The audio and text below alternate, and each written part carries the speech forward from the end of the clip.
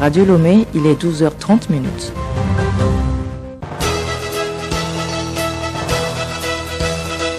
Le journal Hélène Assabi.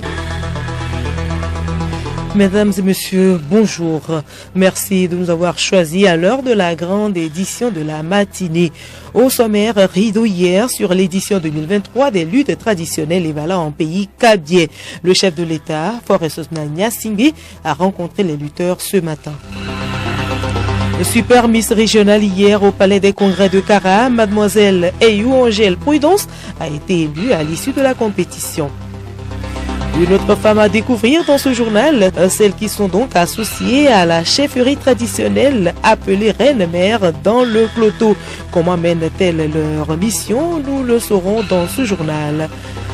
À découvrir également dans cette édition les aliments qui sont bénéfiques pour le bon fonctionnement du cerveau.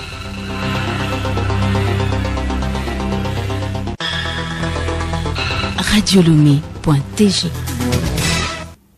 Mesdames et messieurs, une fois encore, bonjour. Les luttes traditionnelles et valeurs en pays kabye ont pris fin hier. Le président de la République, Faure Sosna-Gnassingbé, a reçu les lutteurs ce matin. Nous y reviendrons dans nos prochaines éditions.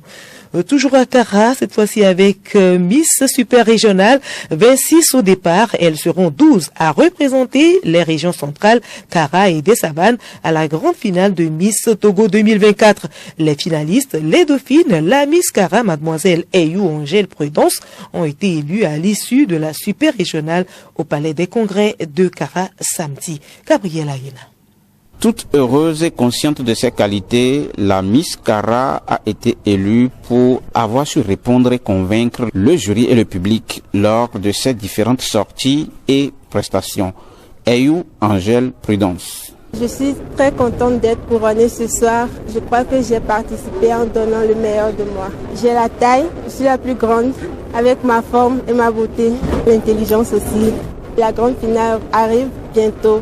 Je dois beaucoup m'entraîner pour représenter ma région. Eyou Angèle Prudence avait respectivement pour première et deuxième dauphine Mesdemoiselles Dovi Abla Eiram et Awiti Enyonam Sabine. Pour le public qui a fait nombreux les déplacements, la soirée a été belle. C'est vraiment une réussite. C'est une candidate, quand on a posé les questions, elle n'a pas titubé dans ses réponses, elle a été directe, elle était à l'aise. Ça sent que c'est une personne qui a le verbe en elle. Le comité a vraiment fait son travail. Nous sommes tous d'accord avec les résultats. Et pour le spectacle, c'était très cool. La prestation des artistes avec la sortie des filles, comment elle les a habillées. C'était une très belle organisation dans l'ensemble. Le public ayant validé le choix de la Miss, le président du comité Miss Togo, Gaspard Baka, a donc le sentiment d'un devoir accompli.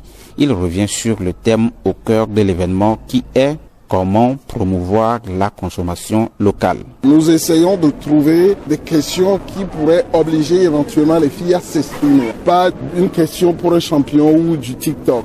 Comme ce sont des dignes représentants des pays, faisons en sorte que les filles soient light. Attendons de voir ce que ça va donner à Lomé.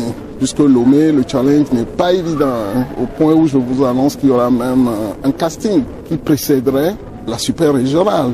Parmi les réussites de la soirée, le spectacle offert par les artistes dont le guest, l'invité est Tony X. Le rendez-vous est pris pour le 26 août prochain à Lomé pour la Super Régionale Lomé qui regroupera les filles des régions des plateaux maritimes et du Grand Lomé.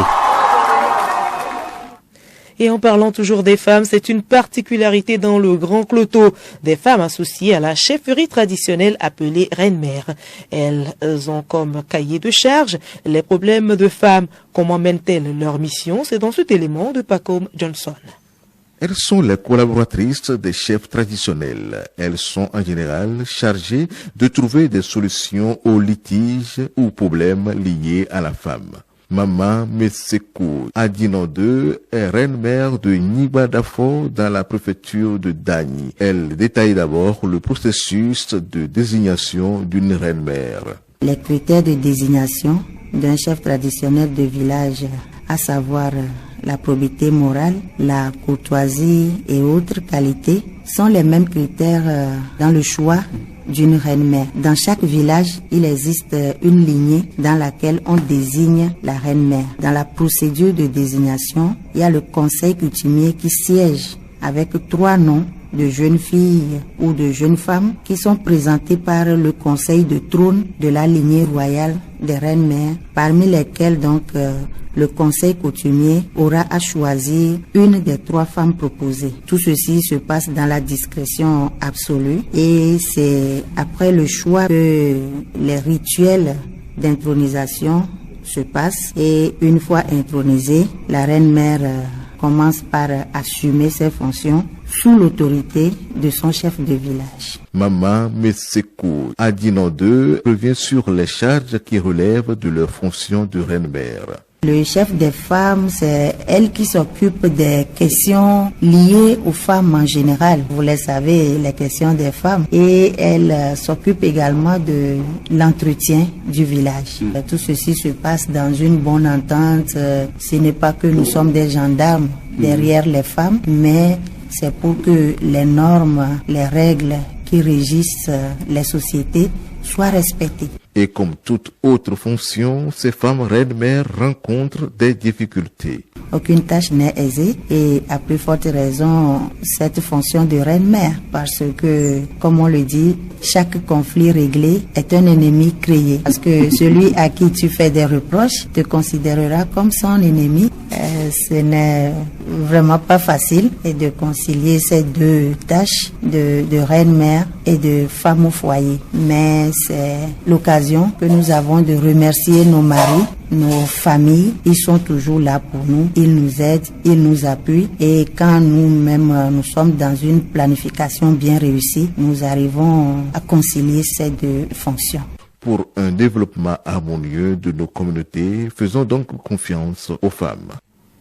Et ces femmes sont justement aux côtés du gouvernement pour intensifier le contrôle et la lutte contre la promotion et la consommation des substances psychoactives. En effet, le phénomène déjà inquiétant ces dernières années a pris de l'ampleur au point de devenir un problème de santé publique et de sécurité, en particulier chez les jeunes. Le ministre de la Sécurité et de la Protection civile, Yark Daman, tape du poing sur la table. Emmanuel Amekblamé. Le ministère de la Sécurité et de la Protection civile rappelle que la détention, l'achat, la consommation, la culture des plantes et substances classées, stupéfiants ou psychotropes sont interdits et punis. De même, l'incitation et la provocation par n'importe quel moyen à l'usage illicite des drogues ou substances présentées comme ayant les mêmes effets ou non constituent des infractions.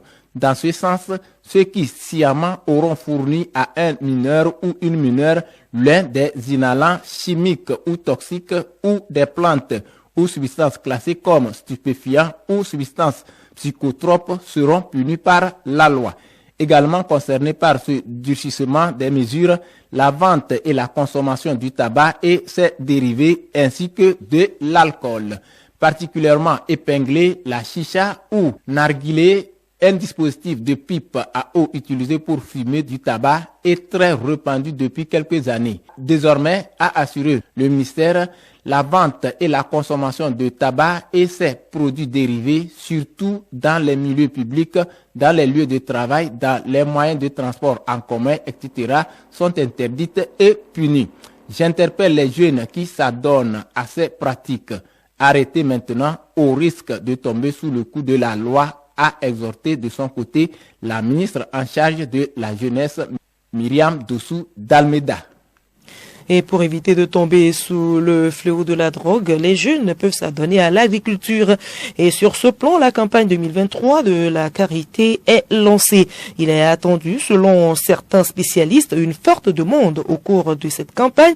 Ces derniers affirment d'ailleurs que les réseaux d'achat se mettent doucement en place. La forte hausse des prix du cacao resterait un facteur encourageant pour les productrices de karité. Au Togo, dans la filière karité, les femmes représentent 84,9% contre 15,1% d'hommes.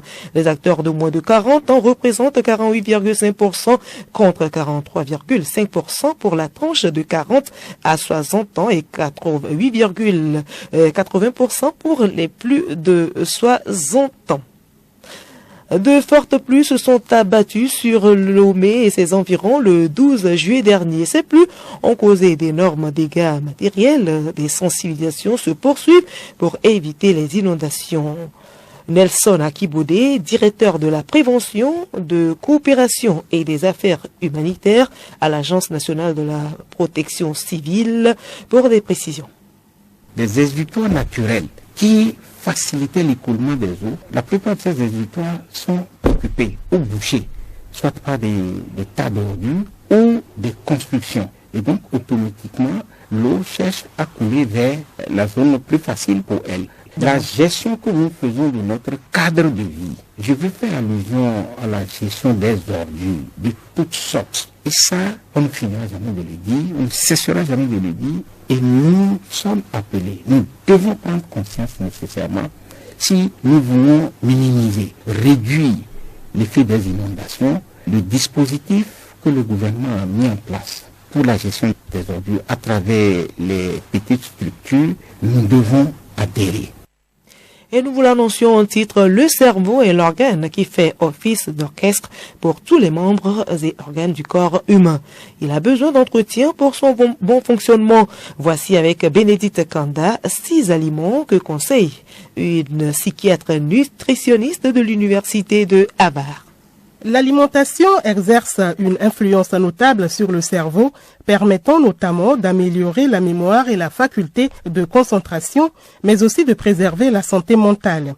La professeure et psychiatre nutritionniste de l'université de Harvard, Uma Naidoo, appuie cette idée en se basant sur ses études ainsi que sur le travail qu'elle effectue auprès de ses patients. Elle a ainsi dévoilé les meilleurs aliments pour le cerveau, permettant de maximiser sa puissance. D'abord, les épices. En plus de relever nos plats, elles ont des propriétés antioxydantes intéressantes. Elles permettent ainsi de réduire le stress. Le curcuma est l'épice qui se démarque le plus des autres grâce à ses nombreux bienfaits. Il y a le chocolat noir. On entend souvent que le chocolat noir est bon pour la santé, et ce n'est pas une légende. En effet, celui-ci aide à contrôler la synthèse des produits chimiques impliqués dans l'humeur. En d'autres termes, consommer du chocolat noir influence directement notre bonne humeur et participe à réduire les symptômes dépressifs. Cependant, il faut faire attention à sa composition. Cet aliment tend ainsi à perdre ses bienfaits lorsqu'il contient trop de sucre. Uma Naidoo poursuit son énumération des meilleurs aliments pour notre cerveau en évoquant les avocats. Ceux-ci contiennent des quantités élevées de magnésium, élément impliqué dans le bon fonctionnement du cerveau. Ensuite, il y a les noix. Les noix possèdent de multiples propriétés, ce qui fait d'elles des aliments parfaits pour le cerveau et pour la santé en général. Les aliments fermentés sont également des aliments intéressants à ajouter à notre régime alimentaire. En effet, en plus d'améliorer la fonction intestinale, ils participent aussi à la diminution de l'anxiété. Ces aliments fabriqués à partir de lait, des légumes et d'autres ingrédients crus avec des micro-organismes se déclinent sous plusieurs formes dans le yaourt nature. Enfin, dernier aliment et pas des moindres, des légumes à feuilles vertes. Ces légumes à feuilles contiennent de la vitamine E, des caroténoïdes et des flavonoïdes, des nutriments protégeant contre le déclin cognitif. Et ce n'est pas leur seul bienfait. Ils sont également une source de folate, qui est une forme de vitamine B9. Celle-ci est essentielle pour l'état cognitif général et la production de neurotransmetteurs. Merci à vous, Bénédicte Kanda, pour tous ces conseils. En RDC, plusieurs chefs d'État et de gouvernement sont attendus ce dimanche à Nairobi. Dans la capitale kenyane se tient la 5e réunion de coordination semestrielle de l'Union africaine. Il s'agit pour chaque grand ensemble économique du continent de faire un état des lieux et d'évoquer l'intégration régionale. Un sommet où il sera aussi question des conflits et crises qui affectent le continent. Au Gabon, l'Assemblée nationale et le Sénat, en vacances parlementaires depuis le 14 juillet, ont adopté à la surprise générale et avant leur départ des modifications du code électoral. Selon l'opposition qui est montée au créneau, les nouvelles modifications suppriment l'enveloppe poubelle dans laquelle l'électeur laissait les bulletins des candidats pour qui il n'avait pas voté empêchant ainsi les lecteurs de sortir avec le bulletin des candidats en question. Autre modification, celle ne permettant plus à tous les candidats d'avoir leurs représentants dans les bureaux de vote. Hier, la société civile a condamné cette modification et se réserve le droit de saisir la Cour constitutionnelle. En Centrafrique, la campagne pour le référendum constitutionnel a été officiellement lancée hier à Bangui par le président Faustin Archange Touadéra. Le bloc républicain pour la défense de la Constitution, composé d'opposants et d'acteurs de la société civile, estime que la modification de la loi suprême envisagée par le pouvoir menace la légitimité du pays. Cette plateforme a décidé de ne pas s'engager dans la campagne et de ne pas participer au référendum prévu le 30 juillet. Et puis les dirigeants latino-américains commencent à arriver à Bruxelles ce dimanche pour un sommet entre la communauté des États d'Amérique latine et des Caraïbes et l'Union européenne qui débute lundi. Parmi la trentaine de chefs d'État qui traversent l'Atlantique, Lula est particulièrement attendu. Il doit entre autres essayer d'avancer sur la négociation d'un accord de libre-échange entre l'Union européenne et les pays latino-américains.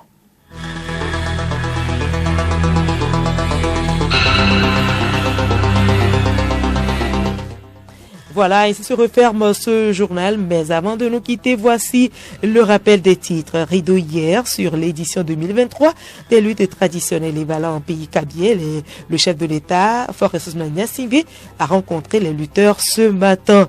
Super Miss régionale hier au Palais des Congrès de Kara, Mademoiselle Eyou Angèle Prudence a été élue à l'issue de la compétition. Et nous avons découvert une autre femme dans cette édition. Elle fait partie de la chefferie traditionnelle appelée Reine-Mère dans le Grand Cloto. Et puis, dans cette édition, nous avons également appris les aliments qui sont bénéfiques pour le bon fonctionnement du cerveau.